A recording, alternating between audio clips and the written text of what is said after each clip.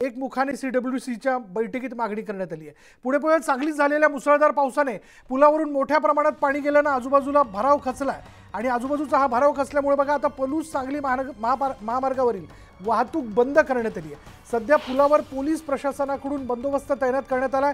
पलूसकडून जाणारी आणि सांगलीकडे येणारी वाहतूक आष्टा आणि तासगाव मार्गावरून वळवण्यात आली आहे।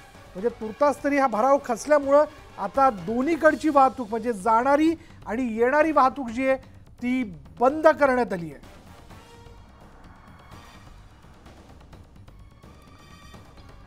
त्यामुळे वाहतूक जी आहे ती आष्टा तासगाव मार्गावरनं वळवण्यात आली आहे। भरपूर पाऊस झाला त्यामुळे या पुलाखालचा पुलाच्या आजूबाजूचा भराव जो आहे तो ढळला म्हणजे खचलेला आहे आणि त्यामुळे यापुढे जाऊन कोणत्याही प्रकारचा अपघात घडू नये म्हणून आता दोन्हीकडची वाहतूक बंद करण्यात आली। अधिक माहिती आपण जाणून घेणार आहोत। आमचे प्रतिनिधी आसिफ मुरसल आपल्या बरोबर आहेत। आसिफ, काय माहिती याबद्दल?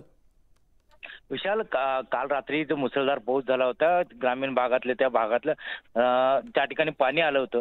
नांद्रे पोलीस रोडवर हा जिकडे ब्रिजचं काम चालू आहे आणि त्या साईडनं त्या खालनं रस्ता चालू आहे, त्यामुळे त्या नाल्यावर पाणी आल्यामुळे तिथं रस्त्यात बंद करण्यात आला होता। पोलिसांनी त्या ठिकाणी स्वतः जाऊन रस्त्यात बंद केलेले, लोक ये जा करत होते, कुठलाही धोका होऊ नये यासाठी तो रस्ता बंद करण्यात आलाय आणि तात्पुरता दुसरीकडून वाहतूक सुरू करण्यात आलाय।